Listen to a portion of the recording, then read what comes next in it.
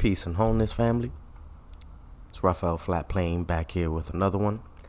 Now, in light of our new quote-unquote president-elect, who has not yet taken office yet and has now began transferring power and taking over as leader,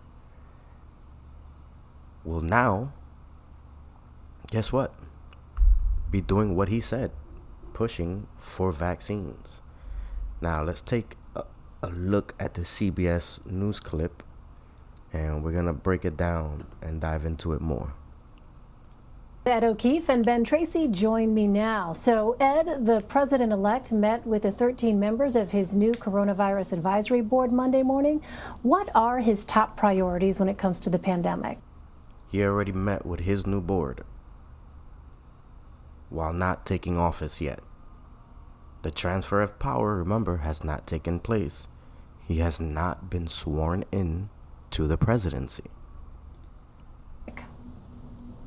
Well, it's basically to end it and to figure out how quickly a vaccine could be distributed once he takes office, if it isn't already being distributed. I think one of the big unknowns right now is whether the Biden administration would adopt Operation Warp Speed, or that plan from the Pentagon to quickly distribute the vaccine or vaccines across the country, first to essential personnel and then to the most vulnerable and then to every other American. Our David Martin talked about this last night on 60 Minutes, interviewed some of the military officials involved.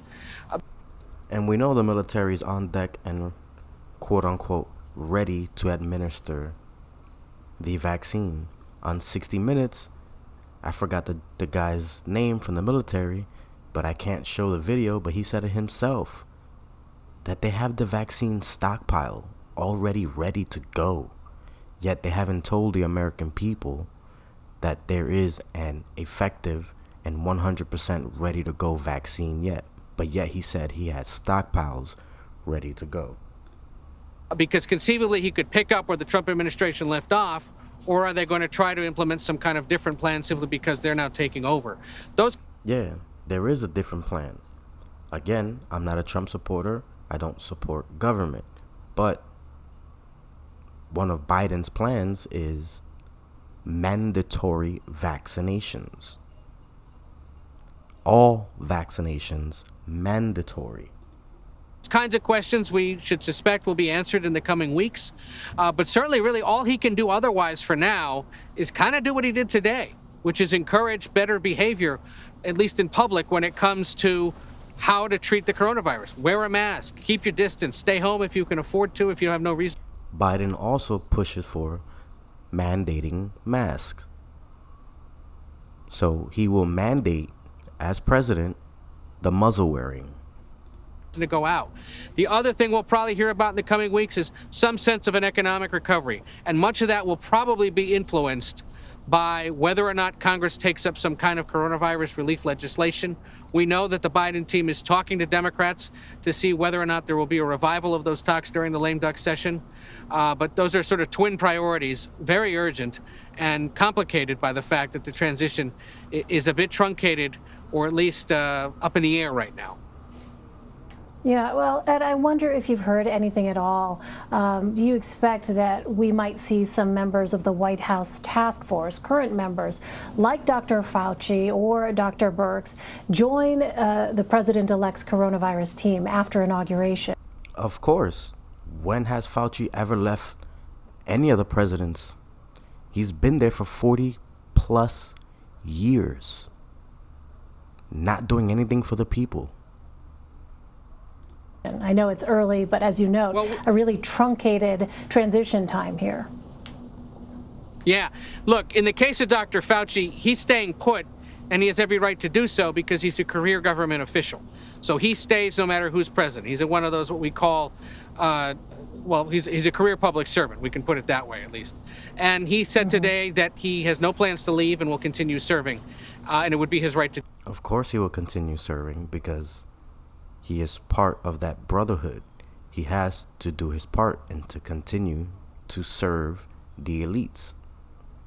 do so. Biden had also said that he planned to allow Fauci to stay on and probably would listen to him much more, bring him into a more prominent position than he's had in recent months with the Trump administration. Dr. Birx is more of a political appointee, so it's unclear what exactly she would do for a Biden administration, if anything.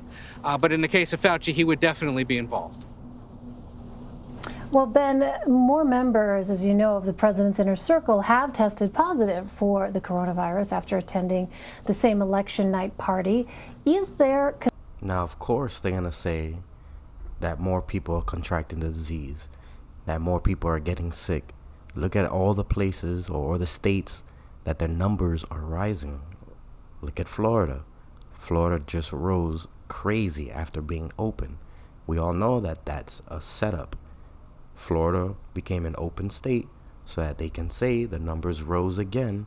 And guess who won Florida? Trump.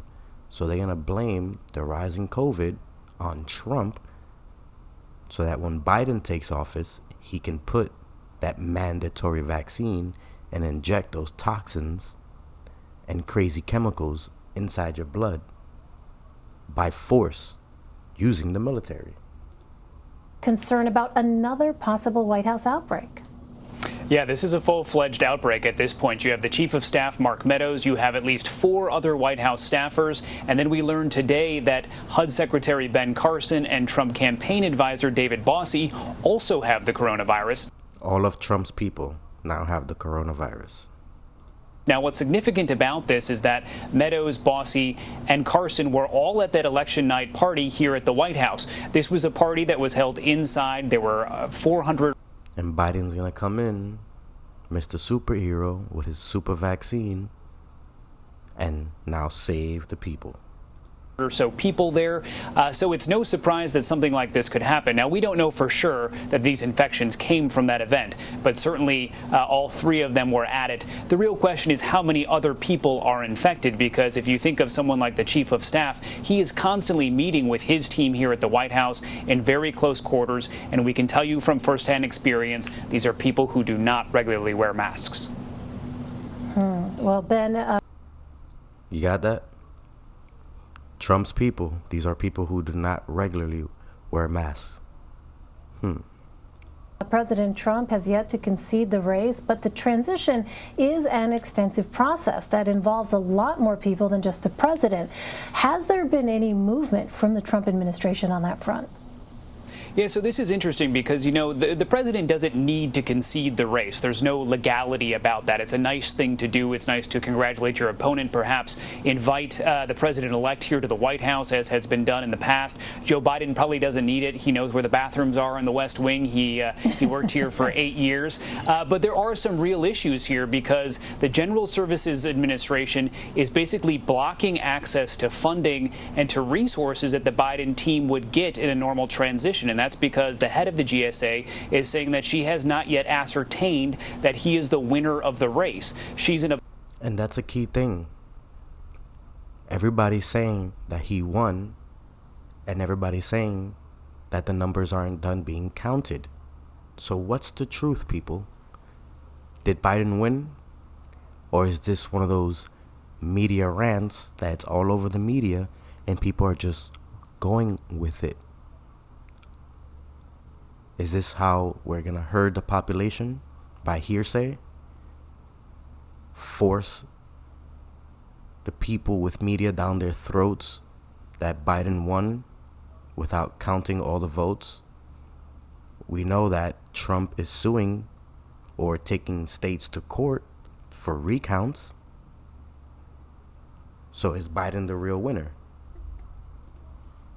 A political appointee appointed by President Trump. So you have some real conflict of interest here where you have a sitting president questioning the results of the election, saying that he doesn't think he lost this, and one of his appointees saying, well, I'm not going to allow access to this funding and to these resources to the incoming administration. This is a big issue because these transitions are not very long and there's a lot of stuff that you need to get up and running.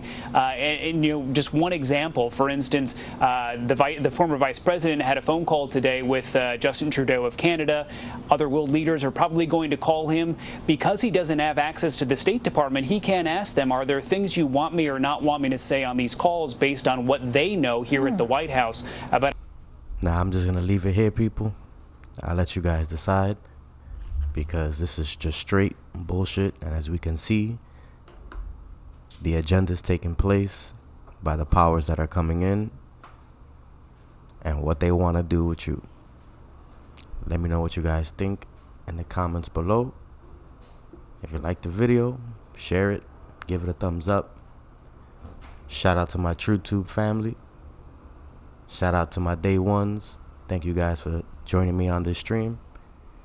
And you guys have a good one. Catch me on the flip side.